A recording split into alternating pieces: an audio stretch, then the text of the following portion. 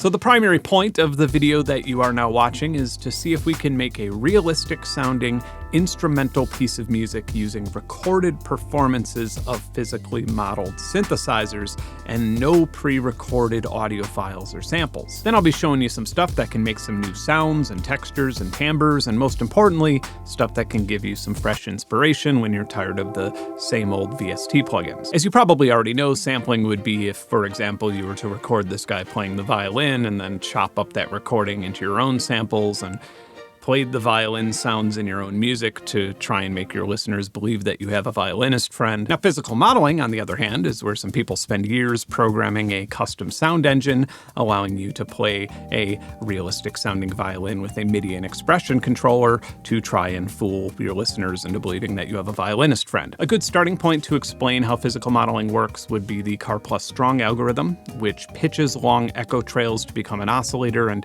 here, I'll just show you. Some delay, and we need a little noise burst source of some sort. We need a voltage controlled amplifier. We're gonna need an envelope. All right, let's wire it up. The gate of the key press, that's going to go into the gate input of the ADSR or envelope. Then the note that I press will go into the time of the delay. I'm gonna have some white noise go into the input of the voltage controlled amplifier, which will go out to the input of the delay. And then the mix of the delay will go into the blast. And then last but not least, should have been earlier to avoid that noise blast, I'm going to hook the envelope into the CV input of the VCA. Just sounds like some delayed noise. I'm gonna make this into a really short tick, like as long as it would take for a pick to hit a guitar string. Then I'm gonna bring the time way down and the feedback way up.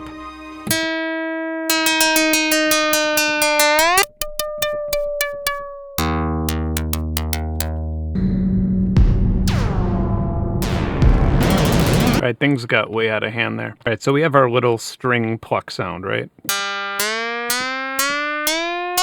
Now, if we turn the attack up, and the sustain can maybe be a little bit lower, now all of a sudden, I guess I'll wanna turn the feedback down a bit, and we can kind of make a string sound, like a cello.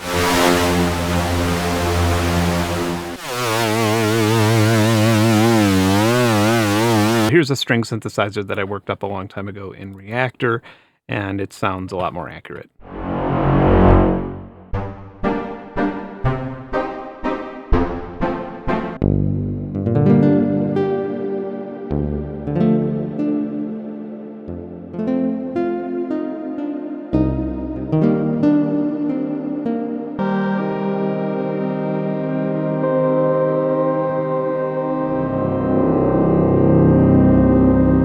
So yeah, pretty powerful stuff, really. A whopping 5 years ago, I made a whopping 45-minute video with a similar title to this one that covered a physical modeling instrument called Piano Tech. I would say that at face value, if you look at the last few versions of Piano Tech, it probably doesn't seem like they've added that many features, but they've really improved the sound engine, and I would say that now I prefer it over even my most cherished massive piano sample libraries. We'll take a brief look at Piano Tech a little bit later, but this is sort of a follow-up video because I think we're there now. Now, of course, I don't think that sampling is or ever will be completely obsolete. I think that for specific things, it still has a pretty huge use. For example, if I were to sample an instrument that I made or a kalimba that I bought in some village in Kenya. That being said, where I do see it becoming obsolete is if you're writing a song and you want a saxophone or a cello, something much broader and more general. In cases like that, it seems like physical modeling paired with MPE or expressive MIDI controllers has eclipsed the practical usefulness of sampling traditional instruments. I know, right? That's a bold claim, and there are some caveats. So MPE, or MIDI polyphonic expression, is almost operating amongst musicians as a buzzword more than it is a protocol right now. It's sort of marketed as this plug-and-play way to, for example, get a Linstrument or Rolly Seaboard or Osmos to give you more expression with your plugins on your computer. I'm not sure that I've ever had that experience once. So MPE is the official update to the MIDI 1.0 protocol. Some companies also find similar functionality with something called Mode 4 and then MIDI 2.0. The bigger problem is that for this, to control this in your session, you will have to go through this. And that works differently in every single DAW, even with Cubase and Ableton having native MPE support. I'm sure everybody has different experiences, but in mine, the DAW that handles MPE the best is actually Bitwig. I did manage to get MPE working in FL Studio, but it was a little messy for this particular experiment where I'll be loading over a dozen physical modeling synths. The good news is that if you're willing to spend a little bit of time tinkering, you can make MPE work with anything where you can customize where MIDI channels and MIDI CC is going. But please, can we just have one standard and stick to it across all instruments, DAWs, and controllers? So after a lot of thought and deliberation, I've decided to not play you a piece of music and then lie to you and be like, oh, I recorded this with a group of musicians in 2007, and then M. Night Shyamalan it and be like, that was not recorded music at all. That was physical modeling, you dumb asshole. Anyway, seriously though, guys, this is actually kind of a big deal, a way bigger deal to me than AI music is, because this allows me to write and perform intentful music and express myself while hopefully delivering the sound of an audio recording of live instruments. So let's begin.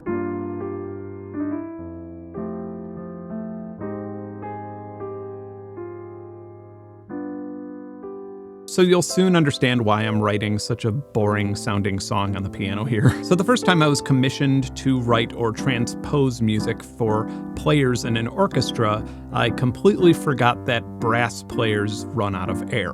Bows run out of space. Open notes can't vibrate. Expecting string players to go from a low note to a high note within the same string register immediately is going to result in at least someone missing tune by quite a few cents. But now, in this case, those same limitations will be what makes it sound realistic. And these are the things that we miss when we play notes on popular string libraries.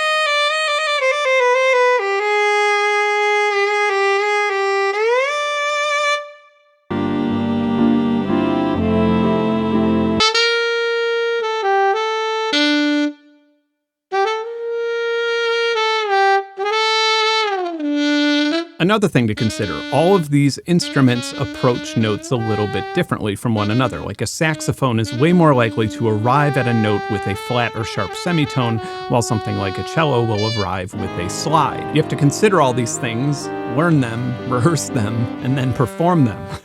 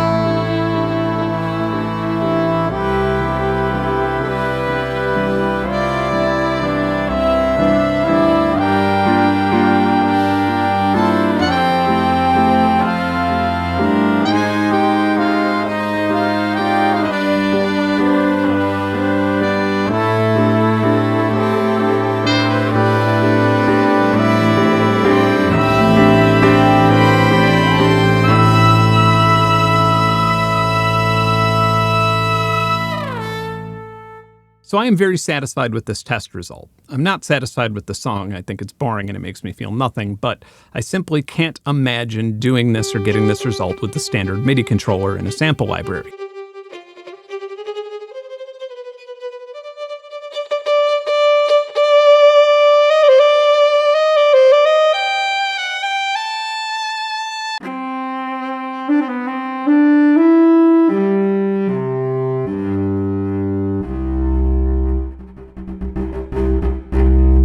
So let's take a quick look at these sample libraries and see what we are comparing this to. Samples obviously rely on recordings, but they often rely on recorded performances.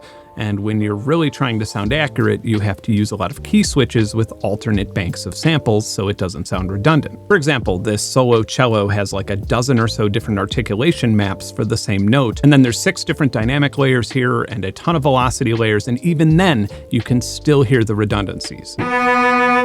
It's pretty easy to tell that even with the round robin that we're playing the same notes over and over again.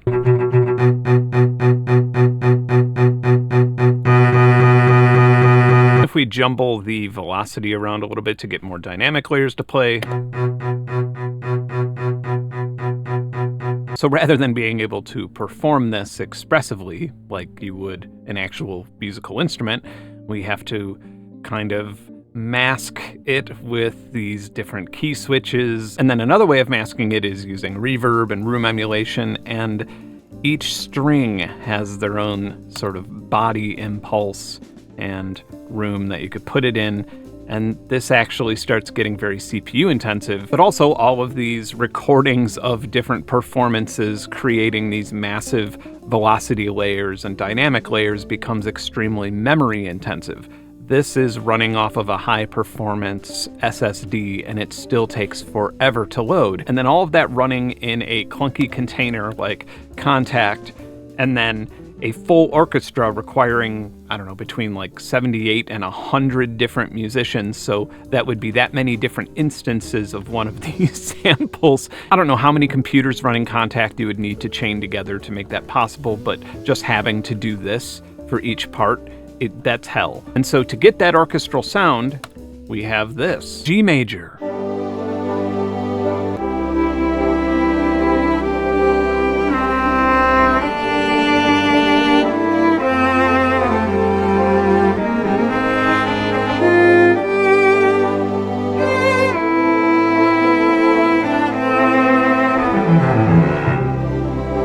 So this is Sonokinetic Minimal, which at the time was one of the best orchestral sample libraries that I would use for a lot of television composing and things like that.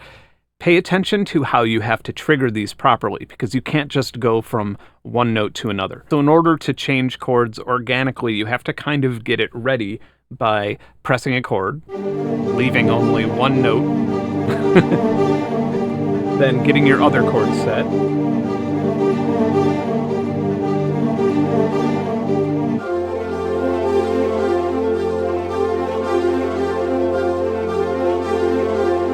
let's go to D major. That might be the least emotionally satisfying way to play music in real time. And then all of these sequences work very well at 110 BPM. But let's move it down to 75 BPM. And once you recognize them, you cannot unhear them. In music and film scores and games, they are everywhere. You'll get emotionally invested in a television show and then bam, oh, I hear Spitfire all be in one.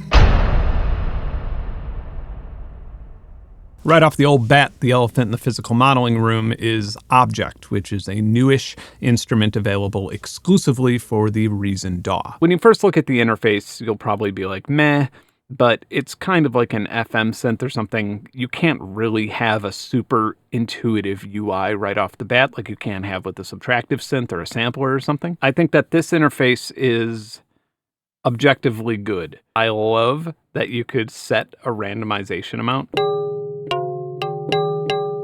Let's just randomize it by 20%.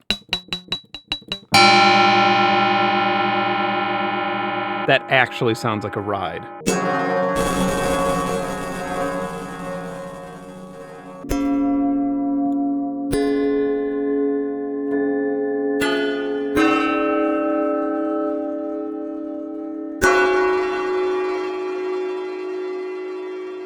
All right, let's see how close Objekt can sound to a real instrument. This is a breathy sax.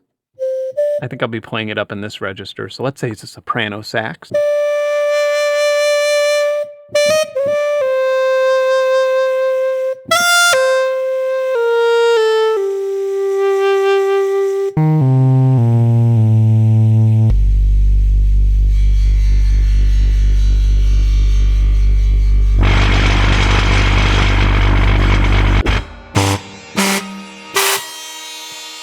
I didn't expect this to be anywhere close to an organ, but...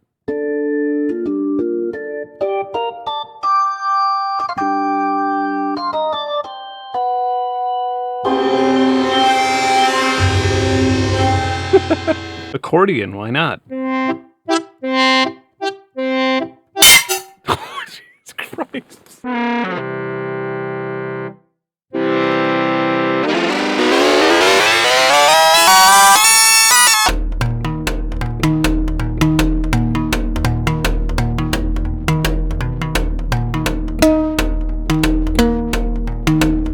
A guitar, huh?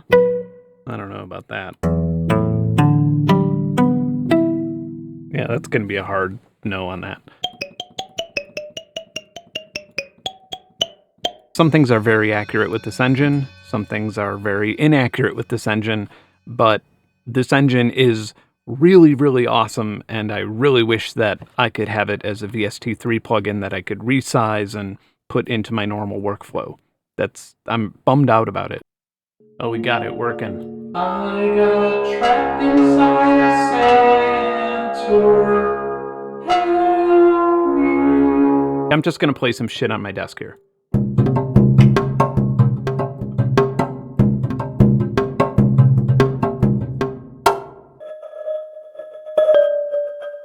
I'm not about to make another video in the music production business. Well, I am, but not inside this video. But you have to think Reason has these incredibly fun, well-designed, and powerful rack instruments that are gate-kept behind a subscription or a $500 initial investment. Why not just optimize and wrap them for VST and clap plugins and then sell them as standalone or in a plugin bundle? ImageLine did this with their instruments for a while, and it got people who had no interest in FL Studio to use ImageLine's products. There's no polite sounding way to put it, I guess. I do love an underdog, but it's just that these are really great soft synths, but not great enough to switch to a DAW that you don't want to use otherwise. And definitely not great enough to pay $500 for a software license that you never intend to use. But speaking of VST plugins that you could use with any DAW, first, the obvious choice, Chromaphone 3 from Applied Acoustic Systems. And I would say that, all things considered, this is probably the most accessible physical modeling VST. That doesn't mean that it sounds the best. That doesn't mean that it's the most powerful. That doesn't mean that it has the most accessible UI. That doesn't mean that it has the cheapest price. But if we were to score all of those things in one big contest, I would say that Chromaphone 3 would probably score the highest. So here's our master interface and then presets, and then we have 2 sound generators per preset. And in those sound generators, we have 2 different resonators. So this is a drum head.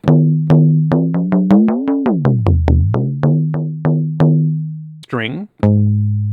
Beam. Marimba. Drumhead. Membrane. Plate. Closed tube. Open tube. And then finally we have manual, which is just a 4 partial additive synth. Not the most powerful thing, but I would be a lot more excited about it if you could type in the values with decimal points, because I feel like that's when you could really get a cymbal sound out of an additive synth, but this doesn't sound that bad, does it?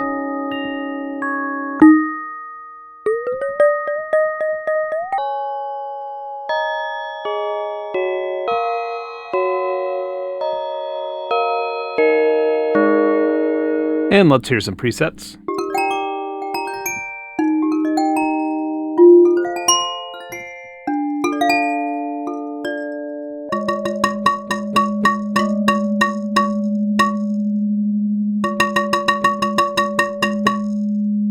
I really love this particular preset.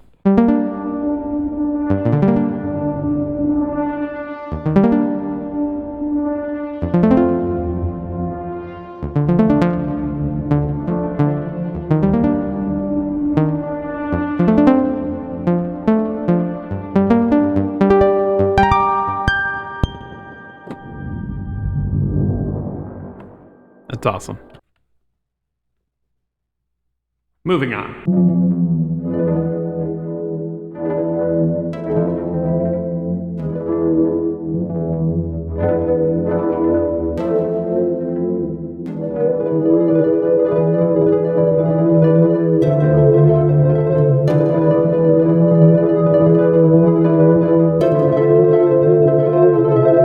Physical Audio is a company that makes physical modeled VST instruments, and this one is called Derailleur, and it's pretty fucking crazy. So we have these resonator bars that are kind of like metallic bars that are simulated, and then we have a driver. Our driver could be a sawtooth, it could be a plucked string.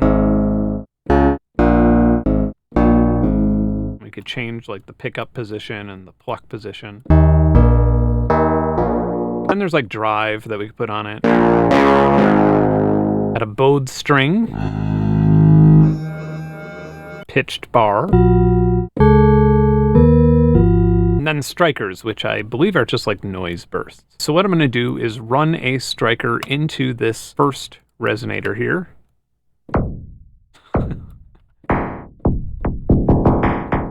So this is already pretty much batshit insane, but let's look at bar number 2.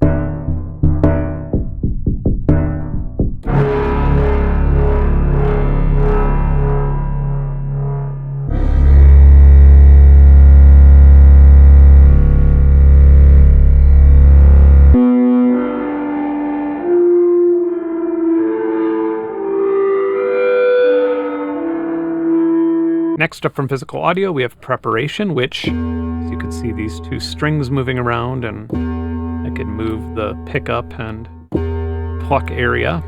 We want to make it a bit more bowed. This is one of those things where you just want to constantly hit the randomize button.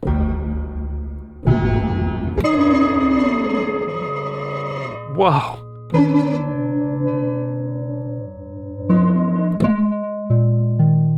In the year 2000, a man named Brian Clevenger started a company called Rhizomatic Instruments, and Rhizomatic Instruments made a soft synth called Absinthe. Native Instruments acquired and eventually destroyed it. And for the last 20 years, I'm not sure what Brian did for the last 20 years, but let's assume that it had something to do with monks and Tibet and relearning how to code soft synths as a true VST master through trials and tribulations. And in 2020, he returned from that monastery with the CD-ROM. And on that CD-ROM was Plasmonic. It cost $150 at the time of me saying this, and I would say that it is a lot more powerful than Chromaphone 3, but not nearly as accurate sounding as Chromaphone 3. To be completely honest, this is not something that would be my first choice to emulate something like a harp or a bell or a marimba or a wind chime, but it is a very powerful contender for sound design or just making crazy pads or crazy sounds using a physical modeling engine.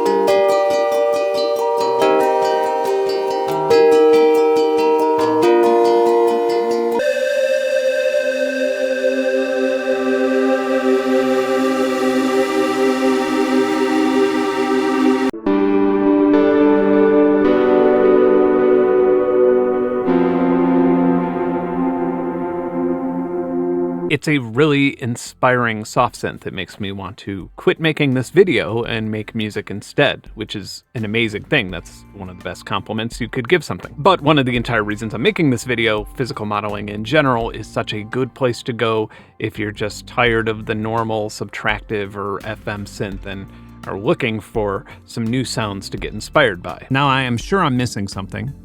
Probably missing a lot of things, but this video has to come to an end at some point. But you know what doesn't have to come to an end? The future. And do you know what the future has?